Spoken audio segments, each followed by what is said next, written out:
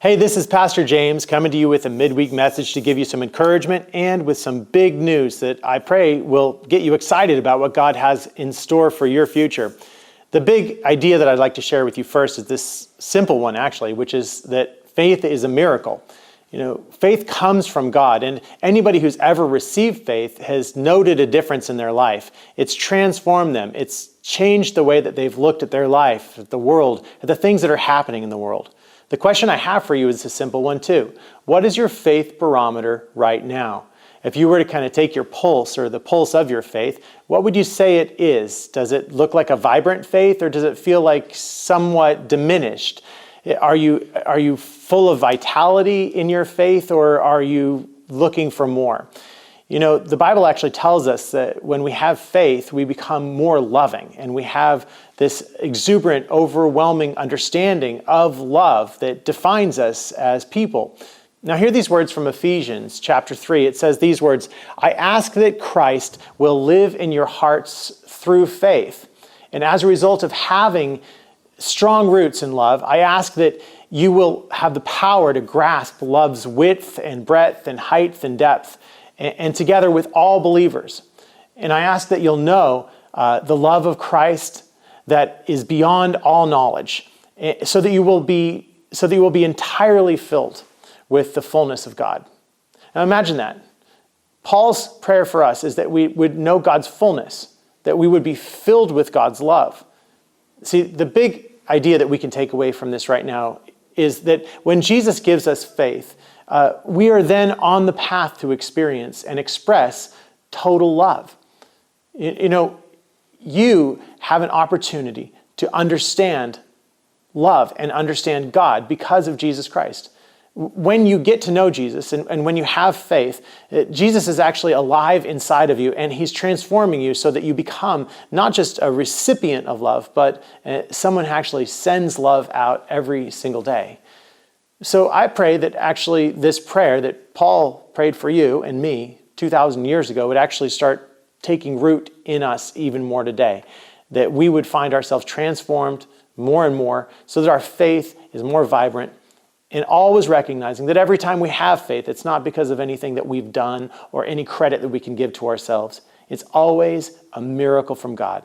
It's always a miracle. So there's a lot of things that we share with you each week, and I know that we can't share it all here, so we have something called the Highlands app, and we encourage you to check that out. It has prayer requests. It has things that are coming up at Highlands Church in the weeks and months ahead, so you can plan ahead, and you can even register for things coming up. So check that out. But here's a couple of the things that you'll find on there right now. This is a surprise announcement, really the first time we're announcing it here, but Highlands Church is out there this Sunday looking for people, if you're one of those, who would like to be a part of a grief share group. Now, this is a great group for people who've lost loved ones recently, and honestly, even greater for people who've lost someone in their life maybe 6 months ago or a year ago. We'll be hosting it here at Highlands Church, and we'll be having a general information table out on the lawn at Highlands this Sunday for anybody that's interested. If that's you, you don't have to wait for Sunday. Just send us an email. Let us know that you're interested in the Grief Share group and you'd like some updates on that as it develops. The other thing that I'd like to tell you about is this student ministry that is so vibrant and so much fun. By the way, there is a overnighter happening on November 4th and 5th, and it is up the road here, about 45 minutes away, at a campground that has swimming pools and has zip lines and has barbecue pits and has s'more pits and has games. Like, it's such a cool campground, and what a great opportunity for some of these students. I got to spend some time with the students just last night, and one of the consistent things that they asked prayer for was the amount of overload and the amount of consistency in having to do something and never getting a break from anything.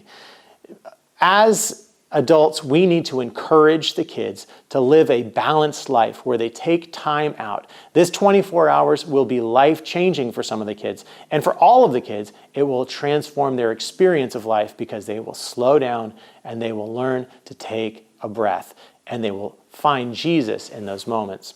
Now, the last thing is this. Trunk or Treat is coming up, and it is not far away. On October 30th, the day before Halloween, we have Trunk or Treat. And by the way, I just want you to take a minute to look at some of the things that have happened at Trunk or Treat of the past. We had people come out with some of the most creative displays and cars. They even dressed up their dogs, some of them. I mean, the level of creativity was wonderful. And here's what's amazing about these pictures. The level of love was so evident.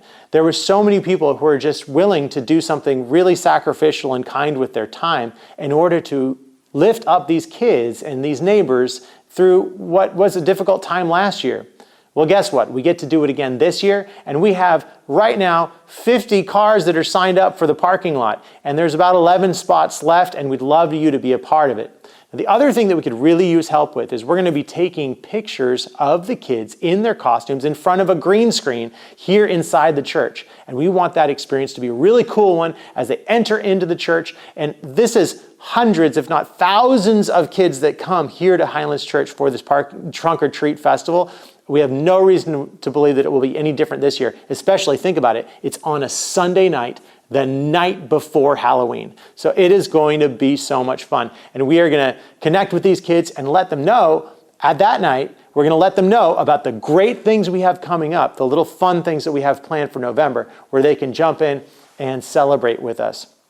So God bless you. I pray that some of these things just maybe even remind you of what fun God has put in your past and how much joy there is that you've experienced in the past that is actually going to be ready and available for people in the coming days. So you get to be a part of that. Without your generosity, without your support, without your prayers, without your love, none of this would be possible. So we thank you from the bottom of our hearts for the way in which you have been bold enough to express your faith to other people here at Highlands Church. God bless. Take care.